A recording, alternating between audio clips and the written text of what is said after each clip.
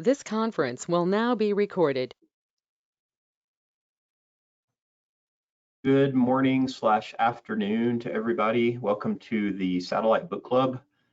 My name is Dan Lindsay. I work for NOAA NESDIS, and I'd like to welcome everybody to Satellite Book Club session number 205. Today's presentation is titled A Role for GOES LightningCast in WPC Products During the Southwest Monsoon Season. The presenter is Chris Smith, who is the GOES-R Satellite Liaison to OPC and WPC. And our facilitator will be Joseph Patton, a faculty research assistant from CISESS, University of Maryland. I'd like to remind everybody of a few things. First of all, this session is being recorded. Make sure to mute your microphone, turn off your webcam. We're going to be doing a Q&A session after the presentation, and I'd like to encourage everybody to post their questions in the chat room, and we'll field them from that chat room. Also, it helps if you sign in with your full names whenever you're asking a question, so we can see who you are when you ask a question in the chat. We're always looking for future presenters to the Satellite Book Club, so please contact the Tower S team. Emily's going to post a link in the chat on how to do that if you're interested in presenting in the future. And the training team can help create training materials that may be available. Please contact Ross Ventil for information about that. So special thank you to the Office of the Chief Learning Officer and Weather Service, the GOES-R and JPSS programs, as well as our facilitator, Joseph Patton. So I'd like to introduce our speaker for today. Christopher Smith graduated from the University of Maryland with a master's degree in Atmospheric and Oceanic Science. His first role was a contractor with NESDIS's SAE branch to maintain and update NOAA's user observational requirements that inform the organization's observing system architecture. In October of 23, so just about a year ago or so, Chris joined CISESS as the GOES-R Satellite Liaison for the Weather Service, WPC, and OPC, helping to make satellite imagery and products available to forecasters while also delivering feedback to the product developers to maximize product capability. Chris, welcome back to the Satellite Book Club. Take it away.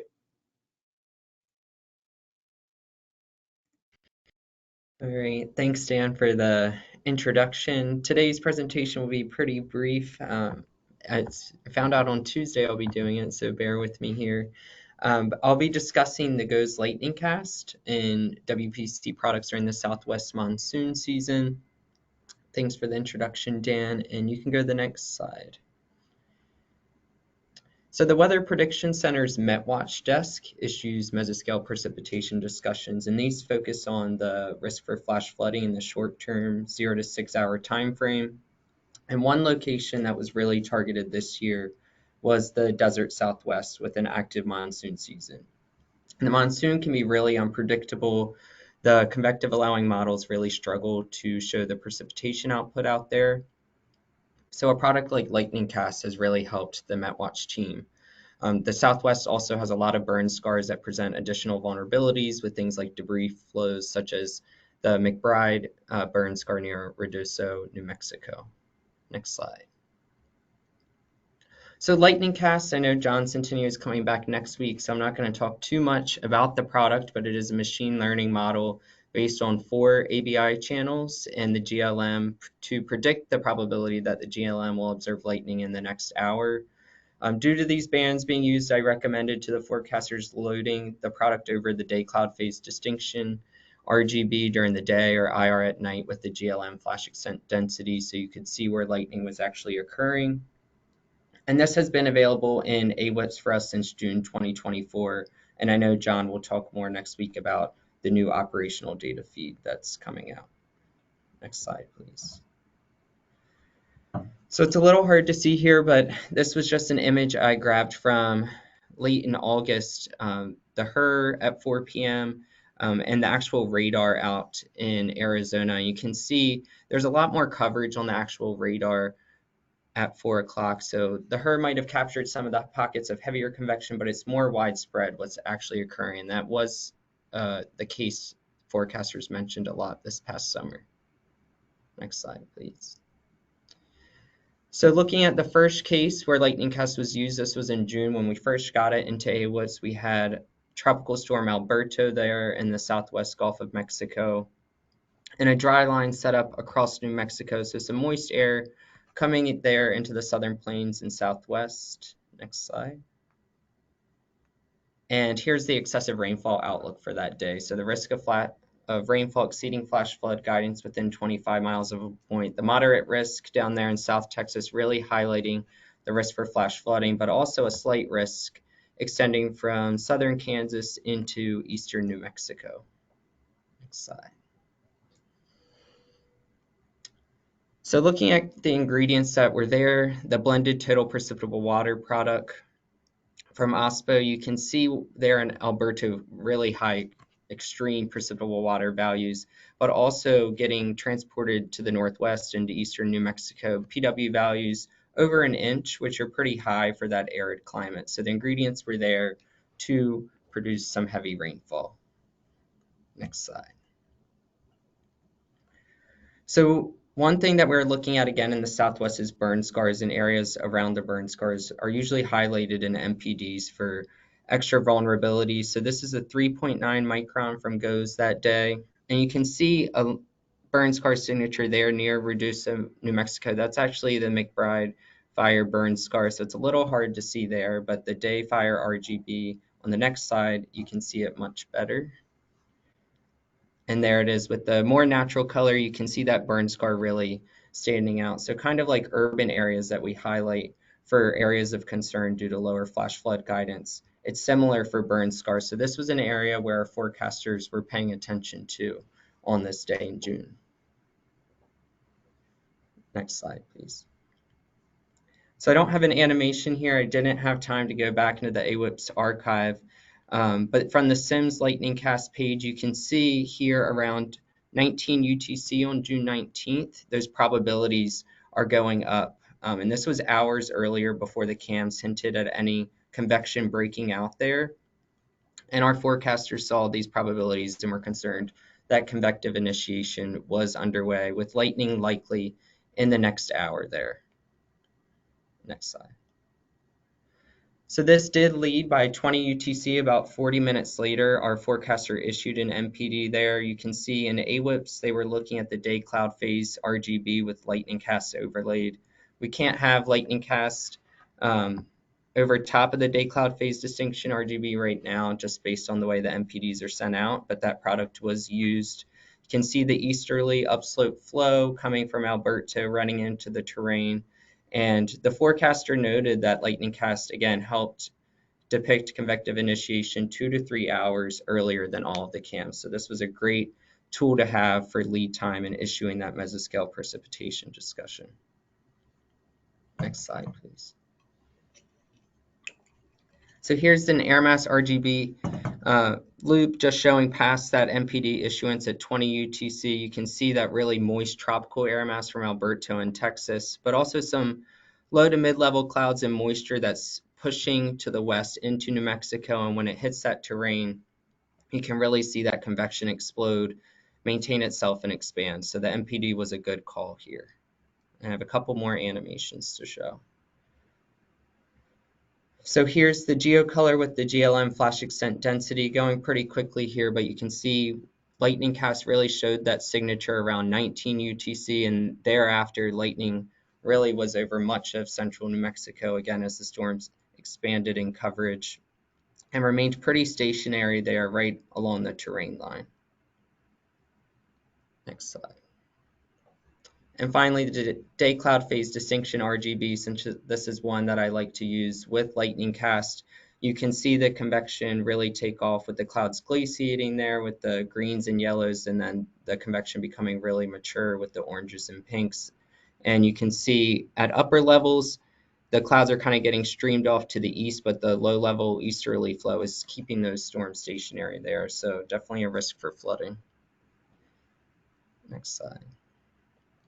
And here's just MRMS imagery from the Sierra slider showing what the radar might have looked like at that time. You can see a lot of those storms, once they pop up there in central New Mexico, really stay stationary, just sitting over those same areas with low flash flood guidance, raising the risk for flash flooding. Next slide. And there were reports coming out that day. This was actually a pretty extreme day out there, a flash flood emergency near Ruidoso, New Mexico, with multiple people rescued. So definitely a good call that we got that MPD out there around 20 UTC. This was around 3 hours later. So a lot of lead time there to prepare for the flash flooding. Next slide. So that's the first case. We had another case where LightningCast came into use again with the monsoon, this time in Arizona. So this is around 1725 UTC. You can see there, this is a screenshot from AWITS with the day cloud phase distinction and LightningCast overlaid. We have some lightning showing up with that cell in southern Utah, none yet in Arizona, but the probabilities are going up. And if I had an animation, you would see that those probabilities were consistently going up. So this, again, helps the forecaster make the decision to issue an MPD over this area. Next slide. So I have a video here again from Sims. It's a little jumpy. I couldn't get an animation from AWITS, but you can see how with the IR and the LightningCast, the probabilities really go up and expand in coverage, and the lightning follows shortly thereafter, really increasing confidence that convective initiation was occurring, and these storms were expanding in coverage, moving pretty slow as well.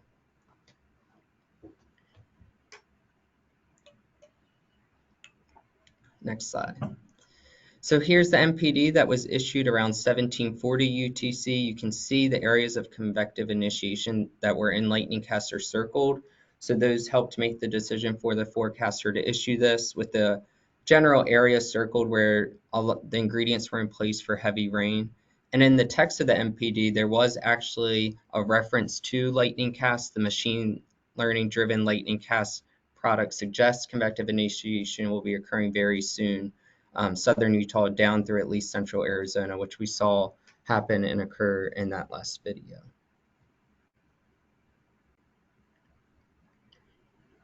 So here's some more animations of how the day played out thereafter. So from 17 UTC on the 25th to I think about 05 UTC on the 26th, you can see the convection starts out there in southern Utah and Arizona before moving south and really stalling there in southern Arizona, where that center of that monsoon high was located. And you can see a lot of lightning, very mature convection, slow moving, so the risk for flash flooding persisted for several hours after that first MPD was issued. Next slide. This did result in a second MPD being issued, so the MPDs only go out for about 6 hours. So if the risk for flash flooding is longer than 6 hours, another one is issued, and you can see that same area was highlighted again at 2350 UTC for flash flooding threat ongoing. And the southern half of Arizona in particular, there were threats for 2-inch per hour rain rates or higher, and we'll see why on the next slide with some of the ingredients that were in play there. So looking at the total precipitable water product, again, a great tool for our forecasters. You can see the potential for heavier rain rates was located in the southern half of Arizona. Precipitable water values were approaching or exceeding 1.5 inches, so a lot of moisture there, again, in the desert southwest, an area where it's usually pretty dry. Next slide. Same type of observations came out from the MPD. It was very useful. There was flash flooding here in Tucson on this day. Hours after that second MPD was issued, we saw a bus struggling to get through a street there. So flash flooding did occur there in that urban area, but luckily a lot of lead time from that MPD.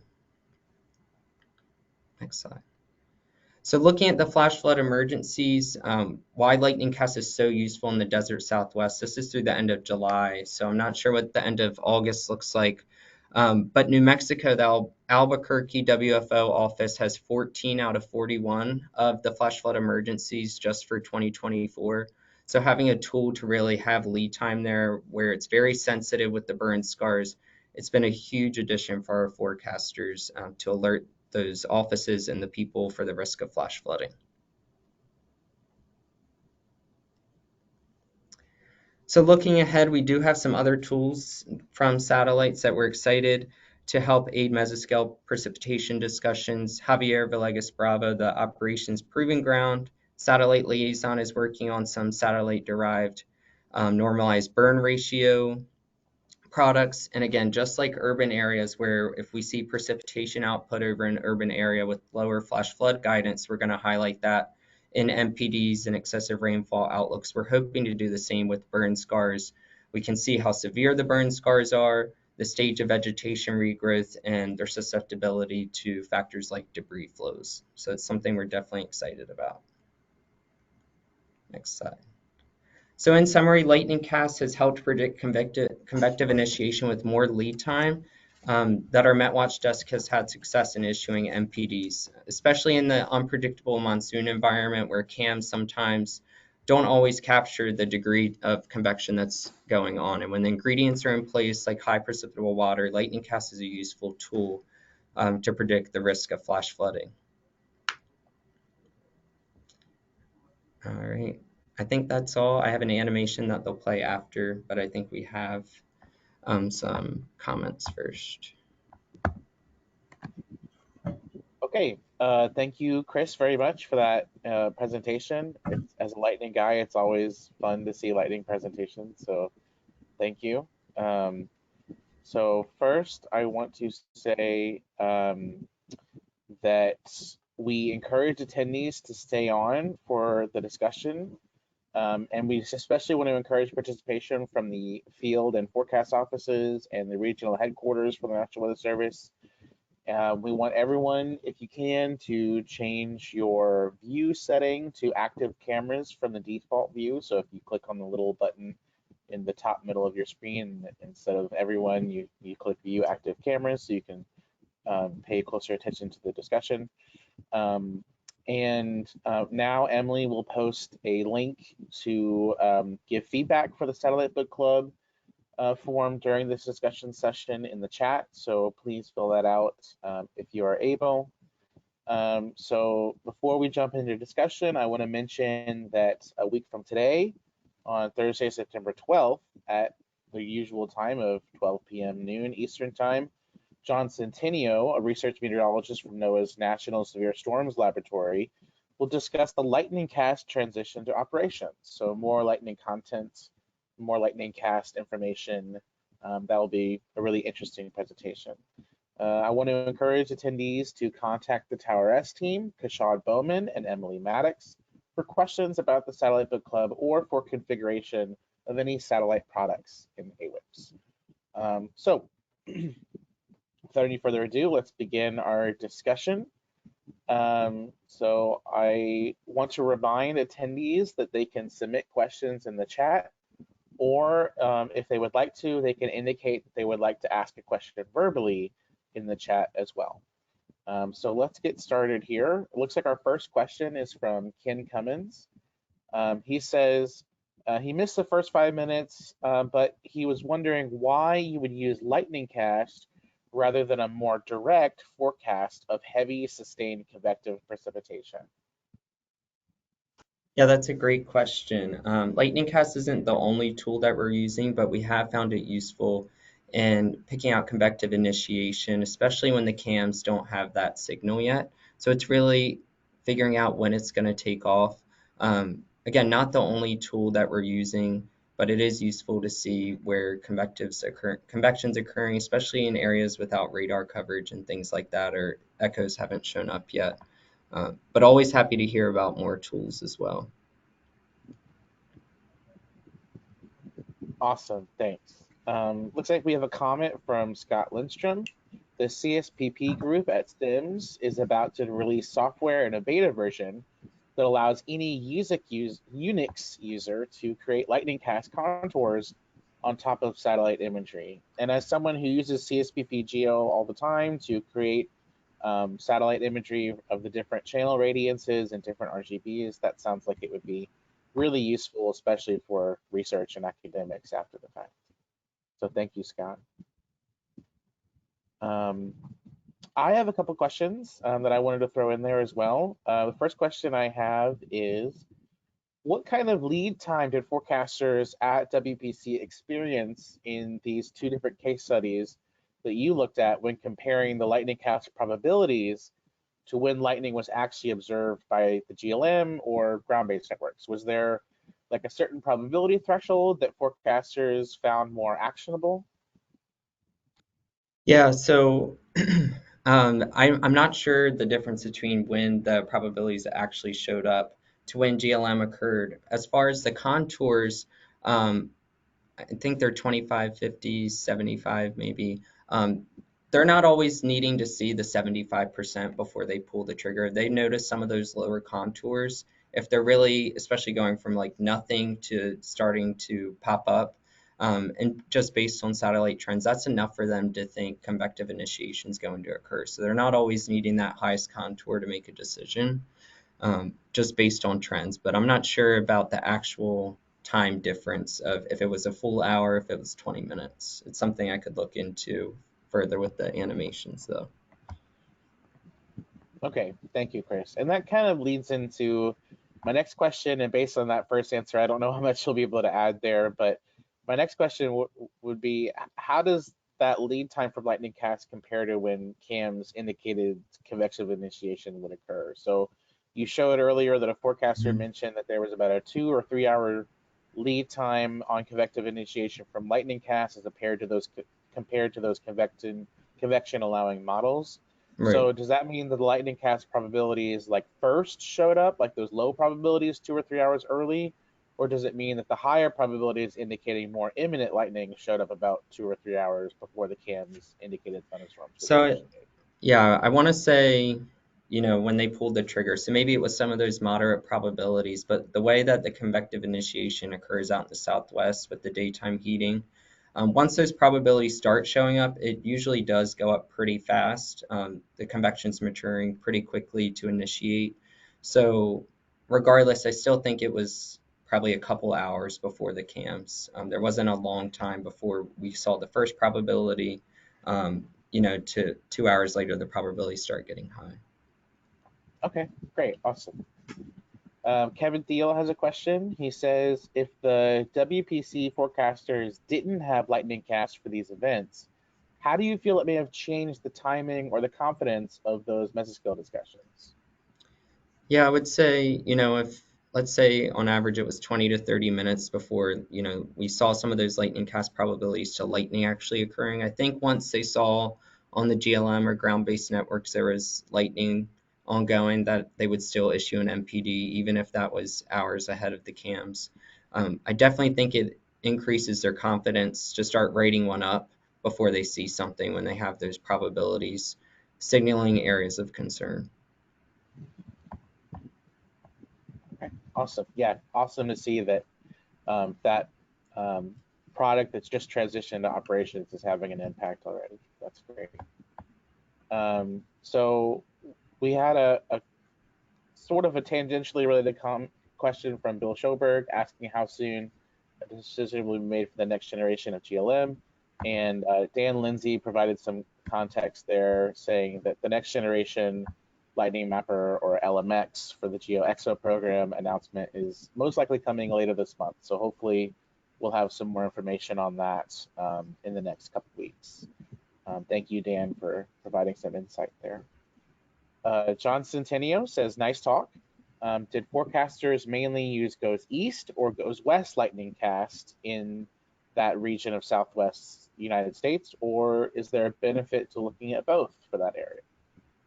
Yeah, so we actually did use, for New Mexico, it was GOES-East. For Arizona, it was GOES-West. Comparing both at the same time would be interesting to see if you're getting the same types of output, but that dividing line right there is kind of the decision maker for our forecasters. So there is, both satellites were used in this presentation. Okay, yeah, that's good to hear. I know that previous research by Scott Rudlowski and others has shown that about that sort of 103-degree west line is where you typically have more flashes observed by the western satellite versus the eastern satellite on either side of that line. Good to know. Yeah, that cuts right through that sort of Intermountain West area. Yeah. Okay, so next question we have is from Corby Dickerson. The question is, has anyone evaluated to see if LightningCast will work during the winter I'm wondering if it could help allude to rapidly developing convective snow showers. It's a question I get from our winter weather desk a lot because snow squalls, the winter storm severity index, lake effect snow, they want to see how this performs during the winter. We do have outlets like the winter weather experiment. It would be cool to see, how it performs. It's definitely an area of research that our forecasters are wanting to know more about, but I don't have any research that's been done on that yet. Yeah, that would be interesting, especially because I think we've seen pretty often that the GLM does pretty well actually with observing those thunder snow events, if you will. Okay. Looks like we have a comment from Sheldon Cusselson. I think this might be in response to our first question from Ken asking about more directly related heavy sustained convective precipitation products. Sheldon says CIRA has not yet looked at seeing if there is any synergy between their new advective layer precipitable water transport or percentile ranking in the LightningCast, but they will be looking at that in the future. And then he also posted some links to look at that layer vapor transport and precipitable water percentile ranking. So thank you, Sheldon. We have a new question here from Jason Apke. You mentioned trends were used in nowcasting when showing animations. Are there LightningCast products which spatially highlight rapidly increasing LightningCast trends? I am not sure of that answer. If so, I don't think we have it in our workstations. John might know more about that, though. Okay. Yeah, that sounds good. Yeah, fair enough. Let's see here.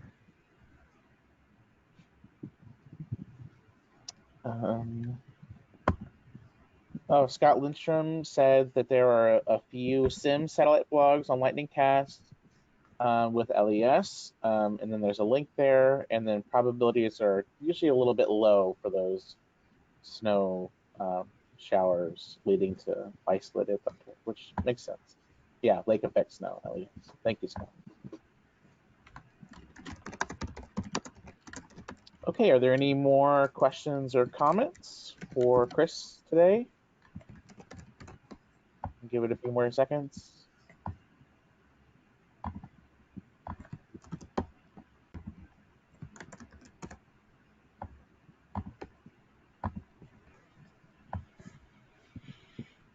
Okay, seeing no more further comments or discussion or questions, I would like to turn it back to Dan for final remarks.